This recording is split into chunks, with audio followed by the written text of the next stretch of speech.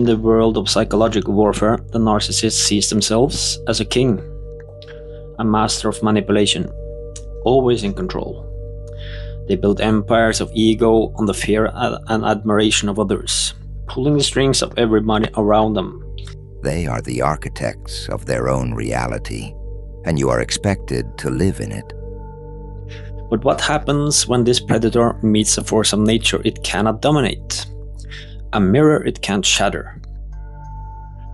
This is a story of what happens when a narcissist who thinks they're untouchable comes face to face with the Heyoka empath, their secret and most terrifying nightmare. This isn't about strength against strength. It's a collision of illusion and truth, and in that crash, the narcissist's carefully built world starts to crumble. To get this, you first need to understand the players in the sacred drama. First, you have the narcissists. Think of them as master of illusion. Their whole life is built on a huge but incredible fragile public image. On the surface, they protect supreme confidence, success and charm. They are the center of their own universe, and they need a constant stream of praise and attention to keep their ego from deflating. What many call a narcissistic supply. This supply can be anything from compliments to the emotional reactions they provoke in you. Even negative ones.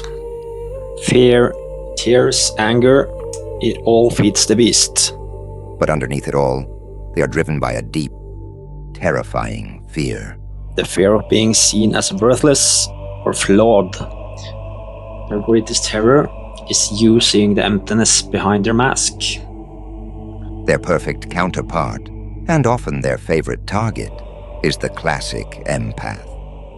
You mystics know them well. Empaths are the healers, the nurturers, the ones who rush in to fix what's broken because they feel the pain of others as if it's their own. This beautiful quality is also their greatest vulnerability. A narcissist looks at an empath and sees an endless buffet of supply. The empath's deep desire to understand and heal makes them a perfect victim for the narcissist's cycle of abuse, idealization, devaluation, and discard. But then, there is another kind of empath, a rarer, more unpredictable force, the Heyoka. It is important to understand that Heyoka empath is not a term you will find in a psychology textbook. It is a spiritual concept. The word Heyoka comes from the Lakota people, and it describes a sacred clown, a contrarian. In their tradition, the Heyoka is a revered figure who does things backward to challenge the tribe, to provoke thought, and to use humor to reveal a deeper truth and bring healing. They shake the world to heal it. When you apply this idea to an empath, you get someone completely different from the gentle soul you might expect. The Heyoka empath is an emotional mirror. They don't just absorb your feelings, they reflect them back, often in disruptive and shocking ways. They have a radical authenticity and an almost spooky ability to see right through illusions. They are the jesters in the narcissist's court, and their brand of truth is pure poison to a narcissist's ego. Let's set the scene. Imagine a man named Julian, textbook narcissist, CEO of a tech company. His boardroom is his kingdom. He's charismatic, ruthless, and used to his employees either kissing up to him or fearing him. They are his curated sources of supply. He is untouchable.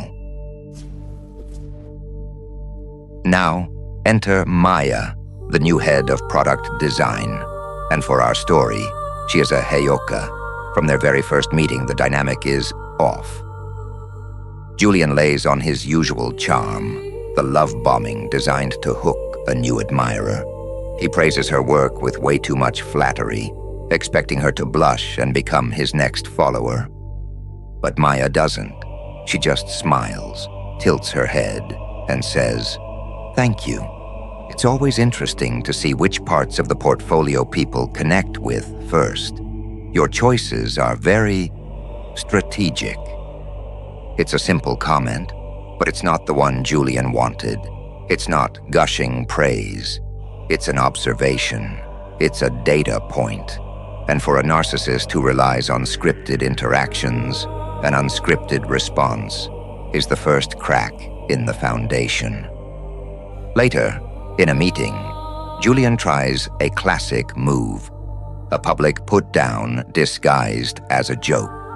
After Maya presents a bold new idea, he chuckles. That's certainly ambitious, Maya. Let's hope you've thought about how to bring that back down to planet Earth. The room gets tense. Everyone looks at Maya, waiting for her to get defensive or shrink. Instead, she laughs. A genuine, light laugh. "Oh, absolutely," she replies. "Planet Earth is the goal, but you don't discover new worlds by staying in the same orbit, do you? I figured you, of all people, would appreciate a little ambition, Julian." This is the first law of the Heyoka.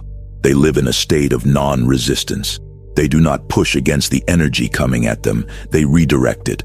By not accepting the role of the victim, she leaves the narcissist holding his own toxic energy. He threw a spear and she caught it, admired its craftsmanship, and handed it back to him as a gift. There is no game more disorienting for a manipulator.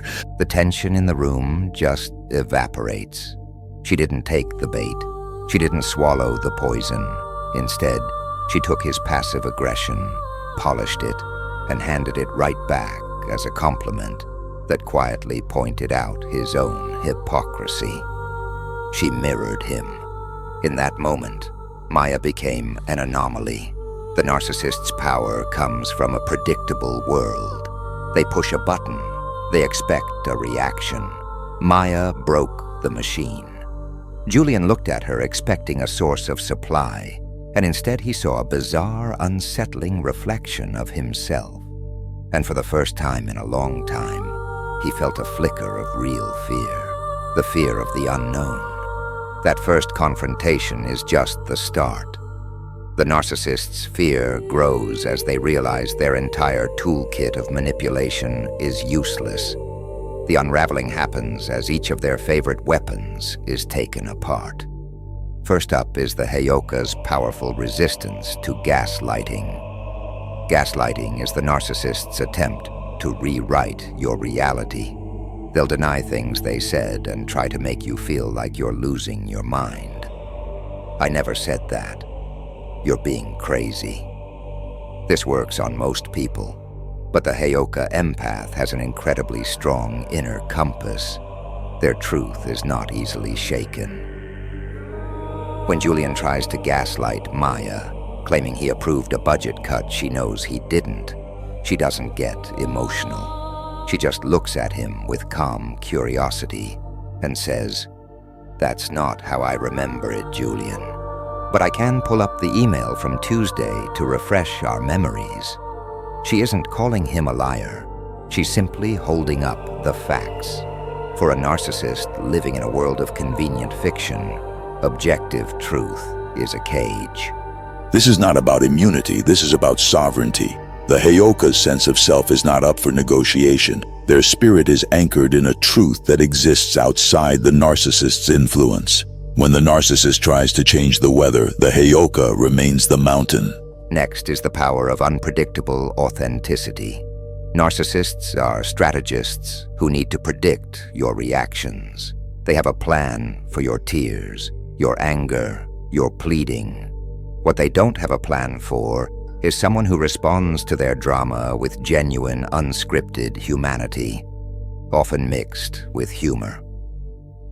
One afternoon, Julian, frustrated that he can't control Maya, decides to escalate. He calls her into his office and launches into a tirade over a minor delay, a classic move to intimidate and belittle. He expects her to crumble. Instead, Maya waits for him to finish, takes a slow breath, and says, "Wow, that's a lot of passion for a Thursday. It's clear this is really important to you. Are you worried about the deadline? Or is there something bigger going on here?" She completely sidesteps the attack. She doesn't absorb his rage. She holds up a mirror to his behavior and asks a real question about it. treating his narcissistic rage like a puzzle instead of a weapon. And this is where we see the most fascinating and pathological part of the narcissist's psyche. They are psychologically wired to outplay themselves. It's a tragic, self-destructive loop. The very strategies they use to protect their fragile ego are the same ones that guarantee its eventual exposure. Think of it like this. A narcissist is a chess player who is so terrified of losing that they start making wildly aggressive, illogical moves. They become obsessed with capturing a single pawn, the Heyoka's reaction, that they don't see they're moving their king directly into checkmate. Their need to win a small battle blinds them to the fact they are losing the entire war. When Julian started his smear campaign, he thought he was being strategic.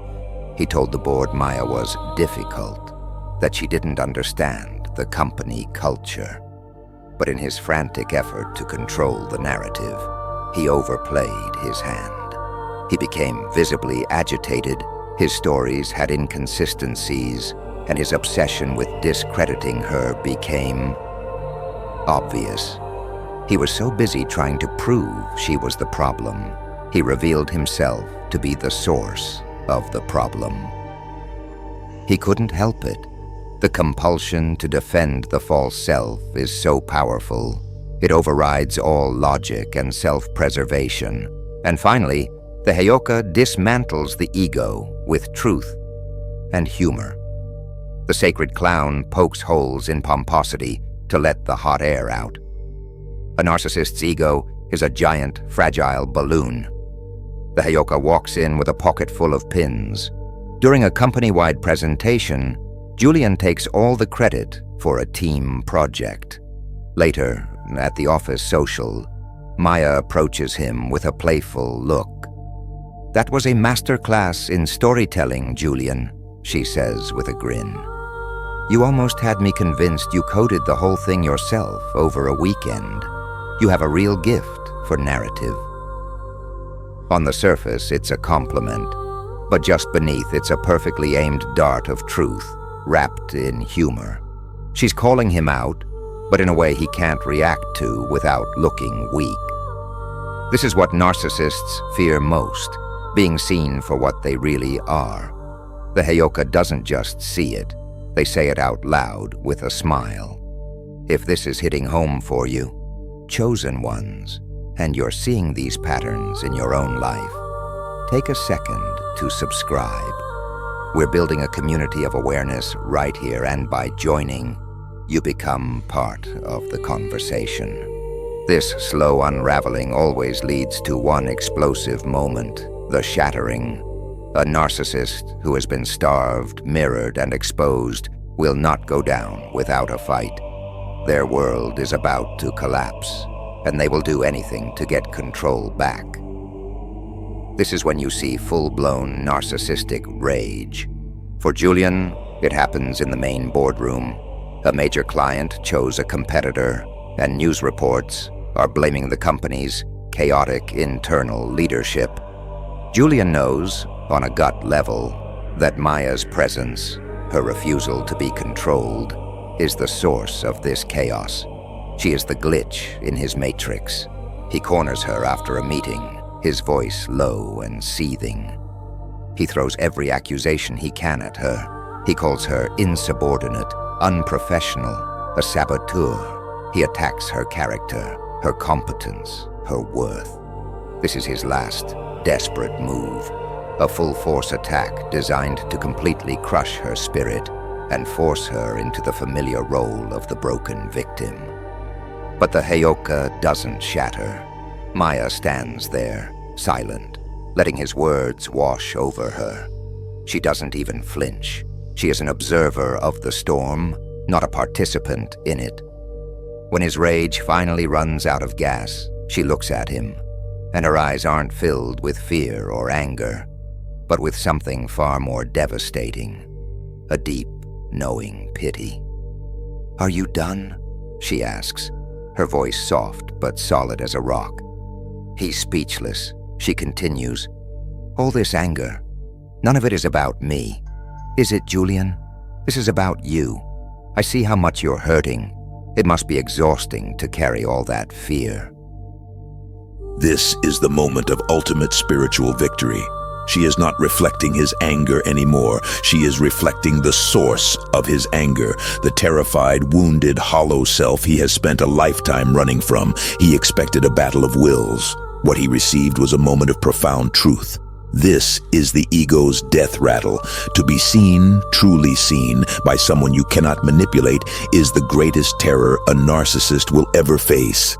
The grand illusion of Julian, the untouchable CEO, is gone.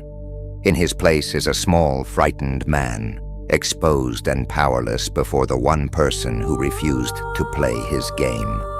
The mask hasn't just slipped, it has shattered on the floor at his feet. This is the narcissistic injury he won't easily recover from. It's a permanent scar, a memory of being completely deconstructed, not by an enemy, but by a mirror of truth. So what happens after the illusion shatters? For the narcissist, the immediate response is usually flight. Julian can't stay in a place where his mask has been destroyed. He can't face Maya, the living symbol of his exposure.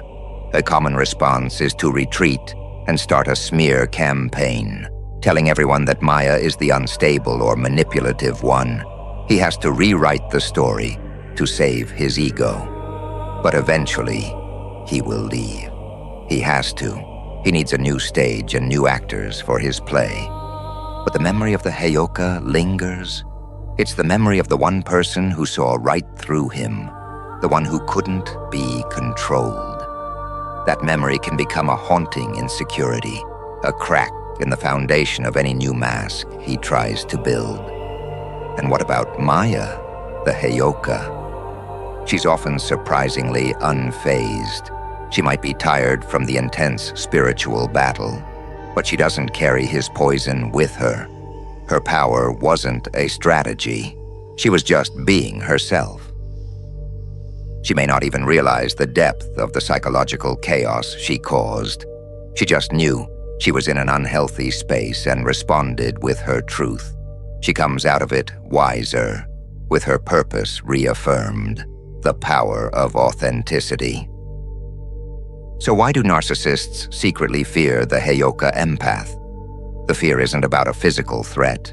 It's a deep, existential terror. The Heyoka represents the ultimate narcissistic nightmare, the unmasking. They fear the Heyoka because the Heyoka is everything they are not. The narcissist is a lie. The Heyoka is radical truth.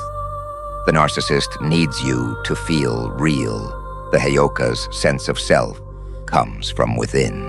The narcissist sees the world as a game to be won. The Heyoka sees the game and refuses to play. The secret fear is the fear of ego death, the terror of being held up to a mirror and seeing nothing of value, just the empty void they created. The Heyoka empath, just by existing, is that mirror. Their presence alone is an act of exposure. So why is the Heyoka their perfect opposite? Because the Heyoka operates from a place of wholeness, while the narcissist operates from a void. The narcissist's entire existence is a performance to hide the shame they cannot face. The Heyoka's existence is an authentic expression of a self that has nothing to hide. The mirror the Heyoka holds up doesn't just show the narcissist their reflection. It shines a light on everything they've spent a lifetime running from. It shows the unspoken shame, the hidden insecurities, the lonely child that never felt good enough. The Heyoka, by their very presence, speaks the untold truths the narcissist has silenced within themselves. This mirror doesn't just break their ego, it threatens to annihilate the entire false reality they've constructed to survive. This is the sacred function of the Heyoka, to be a living, breathing truth-teller.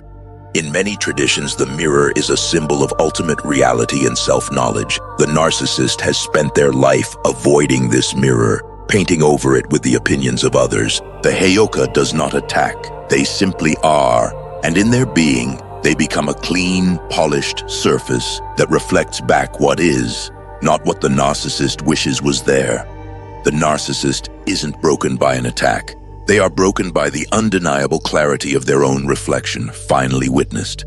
The Heyoka's greatest power is not in what they do, but in what they are, a living invitation to truth that the narcissist is pathologically incapable of accepting. And that is the final, brutal irony. The narcissist, in their desperate quest to avoid being exposed, uses tools that inevitably lead to their own exposure. They are the architect of their own downfall. The Heyoka doesn't destroy them. They simply stand there, rooted in truth, and watch as the narcissist, unable to help themselves, brings the entire illusion crashing down all on their own. The lesson here is not to become a Heyoka as a weapon. That is just another mask, another role to play in someone else's drama. The true path is to cultivate the qualities the Heyoka embodies. Embrace your own radical authenticity. Trust your intuition as your highest authority. Build boundaries not from anger, but from self-respect. Learn to validate yourself so you stop looking for it from broken people. This is how you become spiritually untouchable. Your authenticity is the most powerful shield you will ever have against manipulation. When you are fully and completely yourself, anchored in your own truth, you become a puzzle to those who live in a world of illusion. You become a force of nature they simply can't dominate, can't predict, and can never, ever control. If you've ever been made to feel like the crazy one, if you've had your reality twisted and your worth attacked, let this be your validation. You are not crazy. You are most likely dealing with a master of illusion. To continue this journey of unmasking and healing, check out our playlist on surviving narcissistic abuse. And now, a question for all you mystics out there. Have you ever met someone who just refused to play the narcissist's game? What happened? Share your experience in the comments. Your story matters, and it could be the mirror someone else needs to see today. Thank you for watching. Remember, the most powerful position to be in is one of truth. Embrace it, live it, and watch as the illusions around you fade away. Stay lit